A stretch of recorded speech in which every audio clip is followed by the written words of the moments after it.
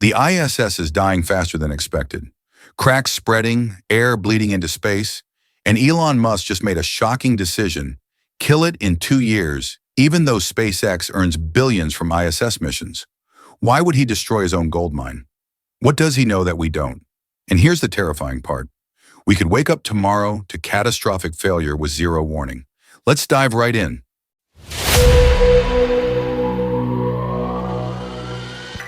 Here's what NASA doesn't want you to know. Every single day, the ISS completes 16 death-defying orbits around Earth. Each orbit subjects this aging laboratory to temperature swings from 250 degrees Fahrenheit to minus 250 degrees Fahrenheit. For 30 years, this massive structure has been flexing like a paperclip. And just like that paperclip, it's finally starting to snap. The crisis began in 2019 when Russian cosmonauts discovered something terrifying: a small leak in the Zvezda module. Not just any leak, but a crack in the very walls that keep astronauts alive. At first, it seemed manageable. A few pounds of air lost per day. Patch it up, move on. But the leak kept growing and growing. Space expert Casey Hanmer dropped a bombshell that sent chills through the space community. There is no factor of safety associated with this failure mode. We are not even single fault tolerant on the structural integrity of the station.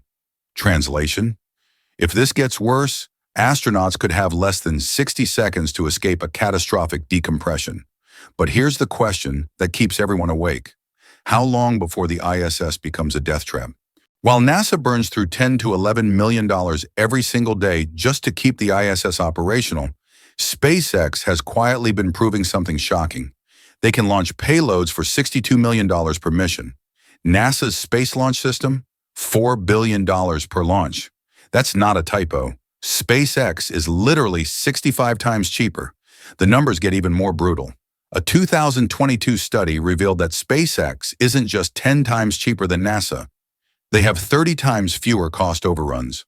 While NASA takes years to prepare a single SLS mission, SpaceX launches rockets every few days. In 2024 alone, SpaceX completed 134 launches. NASA? They celebrated finally getting SLS off the ground twice. But here's where it gets interesting. Despite making billions from ISS contracts, Musk wants to destroy his own cash cow. Why would any CEO voluntarily kill their most profitable venture? The answer lies in SpaceX's latest breakthrough, the Raptor 3 engine. When engineers first saw it, they thought SpaceX was playing a joke. This couldn't possibly be a complete rocket engine. It looked like a skeleton compared to previous versions. But the specs are mind-blowing. 560,000 pounds of thrust. That's 100,000 pounds more than Raptor 2. Specific impulse of 350 seconds, rivaling engines that took decades to develop. And here's the kicker.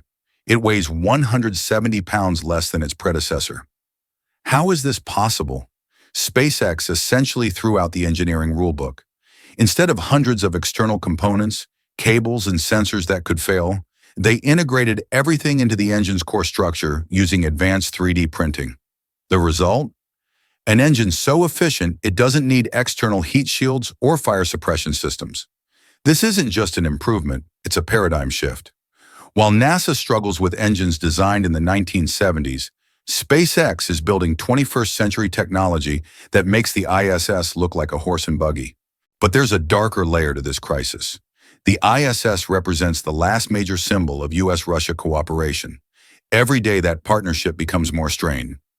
Russia is already planning their own independent space station for 2027.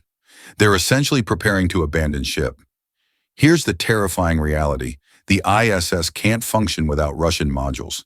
They provide crucial propulsion and life support systems. What happens if Russia decides to pull out suddenly? We could wake up tomorrow locked out of our own space station.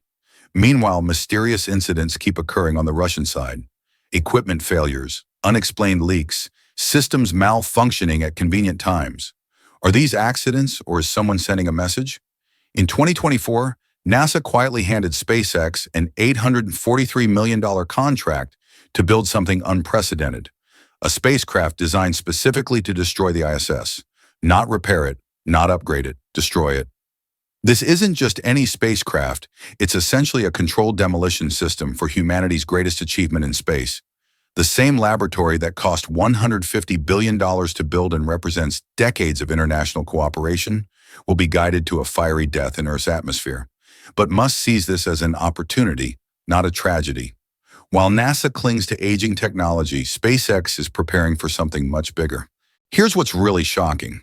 SpaceX's projected 2025 revenue of $15.5 billion is about to exceed NASA's entire budget. A private company founded just 23 years ago is financially eclipsing the world's most prestigious space agency. The contrast is staggering. NASA faces congressional approval every year, political interference, and constant budget battles. SpaceX operates with Silicon Valley speed, iterating and improving at a pace that leaves government agencies in the dust. Starlink alone generates $11.8 billion annually, more than half of NASA's peak budget. SpaceX has essentially created a money-printing machine in orbit, while NASA struggles to launch a single mission without delays and cost overruns. The numbers expose a shocking truth about government inefficiency. SpaceX's Falcon 9 costs $15 million in operational expenses per launch. NASA's space shuttle cost $1.5 billion per flight. That's a 100-to-1 difference in efficiency. But here's the brilliant part. SpaceX charges customers $50+ million for a reused Falcon 9 flight while spending only $15 million to operate it. That's a $35 million profit per launch, and they're doing this 134 times per year. The refurbishment process is surprisingly simple. X-ray the tanks, clean the engines, replace minor components. Total cost? About $250,000 per booster. Most hardware stays flight-ready with minimal maintenance. Meanwhile, NASA takes years to prepare each SLS launch, employs thousands of contractors, and burns through billions in overhead costs. The bureaucratic machinery has become more expensive than the rockets themselves. But here's Musk's real motivation, and it has nothing to do with money or politics. Every dollar spent maintaining the ISS is a dollar not invested in making humanity a multiplanetary species. For Musk, the aging space station represents the past, while Mars represents our future. Starship's cargo capacity could revolutionize everything. Instead of patching up 1990s technology, we could build orbital facilities designed for the next century. The ISS uses computer systems older than most smartphones. Imagine what we could accomplish with modern technology. SpaceX's Raptor 3 engines are so advanced that they make traditional rocket engines look primitive. 560,000 pounds of thrust per engine. Starship will eventually carry 42 of these monsters, generating thrust equivalent to 3 Saturn V rockets combined.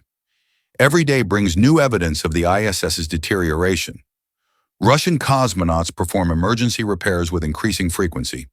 Computer systems fail, solar panels degrade, life support systems strain under the load. The station's metal structure is literally tired, suffering from what engineers call high cycle fatigue. Microscopic cracks grow larger with each orbit. The temperature extremes of space are slowly tearing apart the aluminum hull. Space experts warn we're approaching a point of no return. The longer we wait, the more dangerous the situation becomes.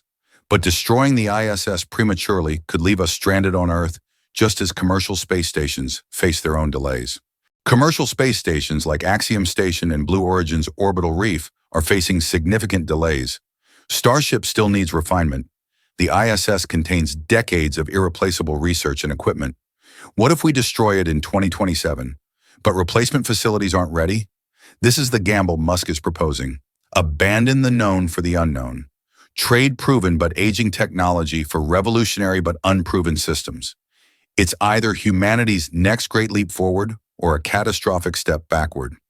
The real story isn't just about the ISS dying, it's about power shifting from government agencies to private companies. NASA's 2026 budget is being slashed from $25 billion to $18.8 billion, while SpaceX's revenue climbs toward $20 billion. For the first time in history, a private company has more financial resources than the space agency that put humans on the moon. SpaceX doesn't need congressional approval for their missions. They don't face political interference. They move at the speed of innovation, not bureaucracy. This fundamental shift raises uncomfortable questions. If private companies can do everything better, faster, and cheaper, what role should government agencies play in space exploration? Are we witnessing the end of the NASA era? The clock is ticking, and every decision made in the next few years will determine whether humanity's future in space is written by government agencies clinging to the past or private companies racing toward the stars. So here we are, watching the end of an era unfold in real time. The ISS, humanity's greatest symbol of cooperation, is literally falling apart while SpaceX builds the future with engines that seem impossible and revenue that dwarfs NASA's entire budget. Musk's gamble is audacious. Destroy a $150 billion laboratory to clear the path for Mars. It's either visionary leadership or reckless ambition. But here's what's undeniable. While NASA patches up the past, SpaceX is already building tomorrow. The question isn't whether the ISS will die, it's whether we'll control how it happens or wake up one morning to catastrophic failure with zero warning. But this raises something deeper. Are we witnessing the end of government-led space exploration? When private companies move faster, cost less, and achieve more, what happens to the agencies that once defined human spaceflight? The next 2 years will determine everything. Will Musk's vision of rapid Mars colonization become reality? Or will we find ourselves temporarily locked out of space altogether? What do you think? Is destroying the ISS humanity's next great leap or our biggest mistake? Let me know in the comments. And if you want to stay ahead of the space revolution, hit that subscribe button. The universe is changing fast, and Space Corps is here to decode every twist. The countdown has begun. Where will you be when it reaches zero?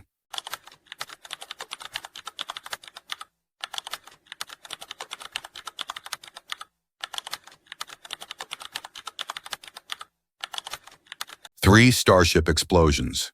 Ship 36 destroyed. Flight 9 disintegrated. Now Ship 37 must save Elon's $10 billion Mars dream. But here's the terrifying truth. One more failure could kill SpaceX's entire future. Why is Flight 10 so different? What makes this mission more critical than SpaceX even realizes? The answer will shock you. Let's dive right in.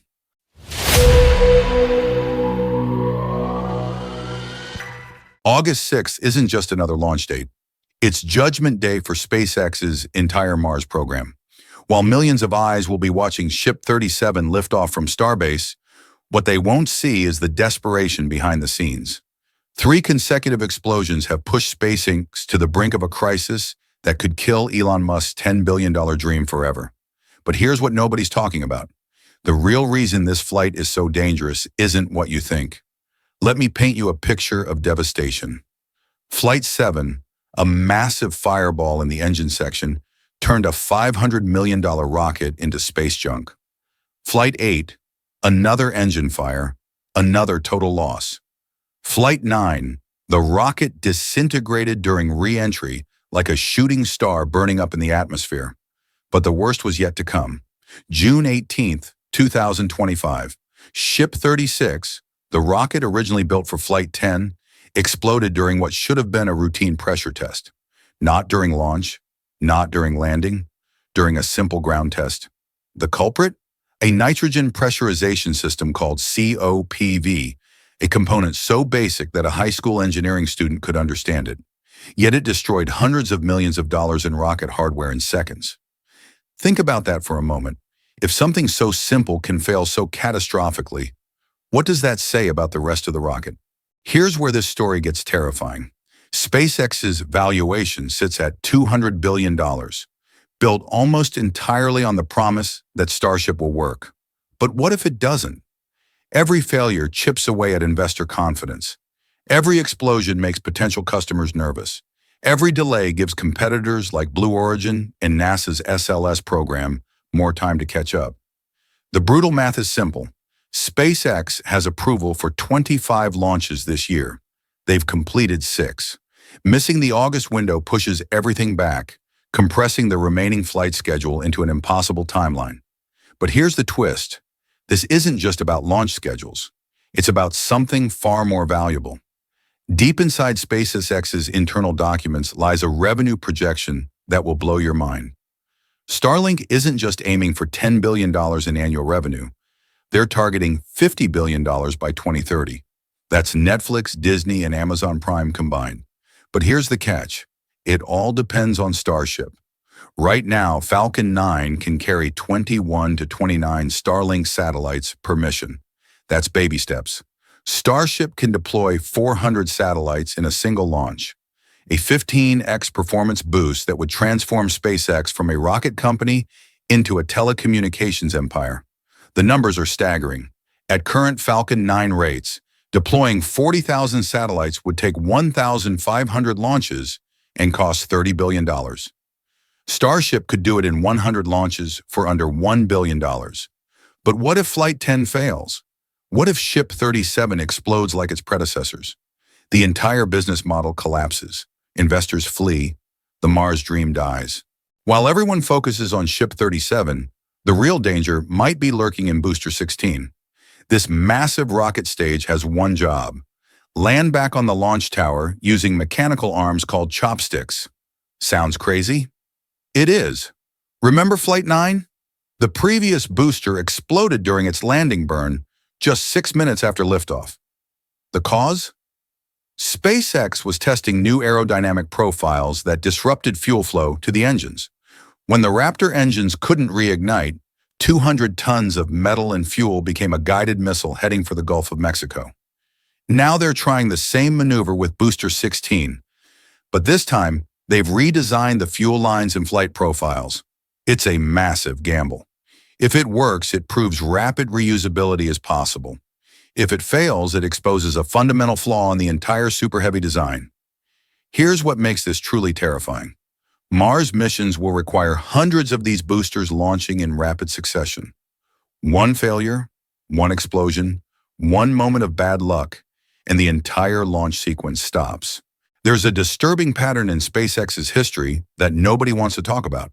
Back in 2008, Falcon 1 failed 3 consecutive times. The company was weeks away from bankruptcy. Elon Musk was borrowing money from friends just to pay rent. Sound familiar? 3 Starship failures, mounting pressure, everything riding on the next flight. Falcon 1 Flight 4 succeeded, saving the company.